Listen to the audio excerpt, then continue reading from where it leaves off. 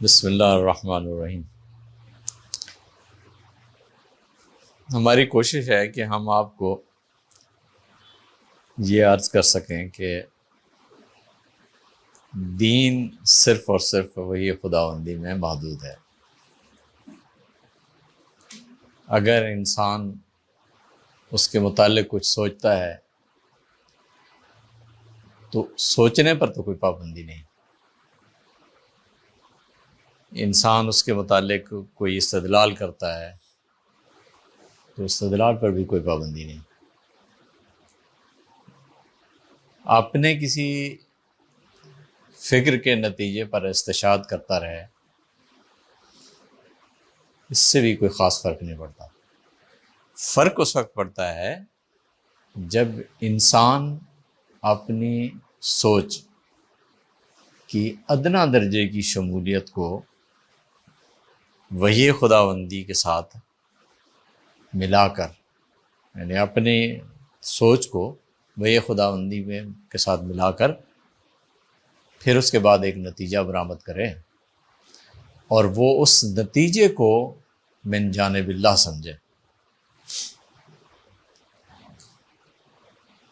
یہ ہے وہ اصل فساد جو دین کو دین نہیں رہنے دیتا۔ اب انسان کی سوچ پر کوئی پابندی نہیں ہے،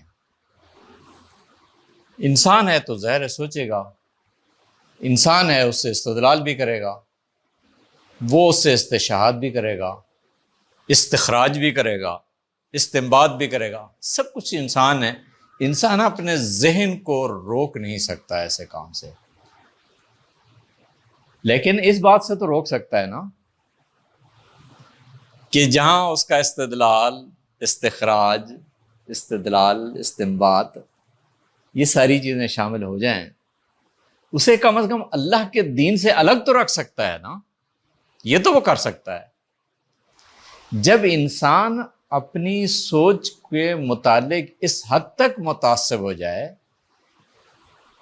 یا اللہ کے دین کے متعلق وہ اس حد تک بے نیاز ہو جائے کہ خدا کی طرف سے جو بات آئی ہے اس میں وہ اپنی بات کو شامل کر کے ایک ایسا نتیجہ پیدا کرے جو اللہ کی طرف سے تو نہیں آیا، اس کے اپنے ذہن سے برآمد ہوا ہے، وہ اس کو اللہ کا دین بنا کر پیش کرتا ہے۔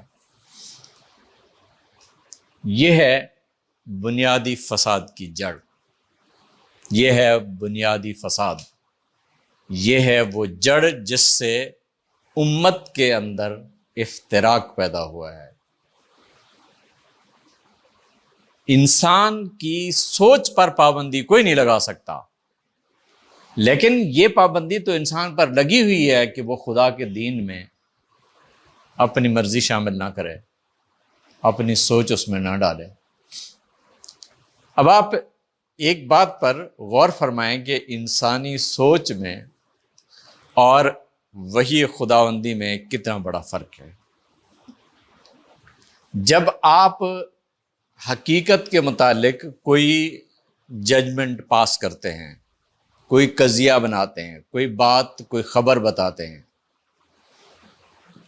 تو مجھے آپ کی اس بات کی تصدیق کے لیے تجربہ کرنا پڑے گا کہ جو کچھ آپ کہہ رہے ہیں وہ واقعتاً سچ ہے یا نہیں ہے۔ تو جب میں آپ کی بات کے متعلق یا اپنے کسی موقف کے متعلق یہ تجربہ کر لوں گا کہ جو کچھ میں جان رہا ہوں حقیقت میں وہ اسی طرح سے ہے، یعنی معلوم اور میرا علم دونوں ایک ہی جیسے ہیں، تو مجھے ایک معیار میسر آ جاتا ہے کہ میں نے سچ کو سمجھ لیا ہے۔ گویا انسانی علم کی ضرورت یہ ہے کہ وہ حقیقت کے مطابق ہو تو درست ہوتا ہے، یعنی اس کو حقیقت کے مطابق ہونا ثابت کرنا پڑتا ہے۔ جب تک وہ حقیقت کے مطابق ثابت نہیں ہو جاتا اس وقت تک وہ علم مشکوک رہتا ہے۔ لیکن وہی خداوندی کا معاملہ یہ ہے کہ اس کے لیے یہ ضروری ہے کہ بس اتنا کنفرم ہو جائے کہ یہ وہی ہے تو وہ سچ ہے۔ اب آپ کو یہ ضرورت نہیں پڑے گی کہ آپ جا کر یہ دیکھیں، یہ جج کریں، یہ پرکھیں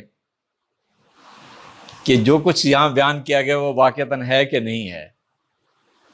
تو جو انسانی علم ہے وہ تو اپنے معلوم کے مطابق ہونے پر سچ ثابت ہوتا ہے، اور جو دین ہے وہ صرف اپنے ذریعے کی بنیاد پر صحیح ثابت ہو جاتا ہے کہ اگر یہ بات ثابت ہو جاتی ہے کہ یہ وہی ہے تو بات ختم ہو جائے گی، وہ سچ ہے، اب کوئی دوسری بات نہیں۔ اب آپ کے پاس صرف ایک راستہ ہے کہ آپ اس کی تصدیق کریں یا تکذیب کریں، یا اس کو سچ مان لیں یا سچ نہ مانیں۔ لیکن ایک بات ہمیشہ یاد رکھیے کہ وحی کا وجودی منصب اس قدر اہم ہے کہ اگر آپ اس کو نظر انداز کرتے ہیں تو بھی آپ کا نظر انداز کرنا اتنی ہی جرم ہے جتنی اس کا انکار کرنا جرم ہے۔ وحی کو آپ نظر انداز نہیں کر سکتے۔ یہ نہیں ہو سکتا کہ وحی کے تعلق میں آپ انڈیفرنٹ ہو جائیں۔ مطلب وحی کا وجودی منصب یہ ہے کہ آپ کو کوئی نہ کوئی اس کے اگینسٹ پوزیشن اختیار کرنی ضروری ہے، یا اقرار کریں یا انکار کریں، اور اگر آپ اسے یہ سمجھ رہے ہیں کہ اس قابل ہی نہیں ہے کہ اقرار اور انکار کیا جائے تو بھی آپ انکار کی پوزیشن پہ کھڑے ہیں، اس کو آپ نظر انداز نہیں کر سکتے۔ تو بنیادی بات یہ ہے کہ انسان جب تک خدا کے دین کو اس کی اصل حالت پہ رکھ کر قبول نہ کرے، اور جو اس نے اپنی سوچ بنائی ہے، اپنی سوچ کے ساتھ اس نے اس میں کمی بیشی کی ہے، اس کو اس سے الگ نہ رکھے تو نہ دین محفوظ رہتا ہے نہ ایمان محفوظ رہتا ہے۔ نبوت کا صرف اقرار ہی کافی نہیں ہوتا، اس کی اطاعت بھی ضروری ہے، اتباع بھی ضروری ہے، اس کا ابلاغ بھی ضروری ہے، اور اس کا دفاع بھی ضروری ہے۔ یہ بات سمجھ رہے ہیں کہ صرف اتنی نہیں ہے کہ آپ نے نبوت کو مان لینا ہے۔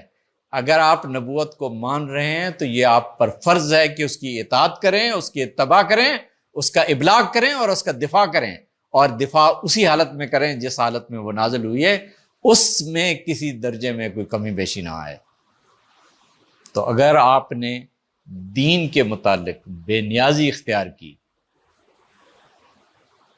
تو یہ بے نیازی بھی انکار سے کم جرم نہیں ہے۔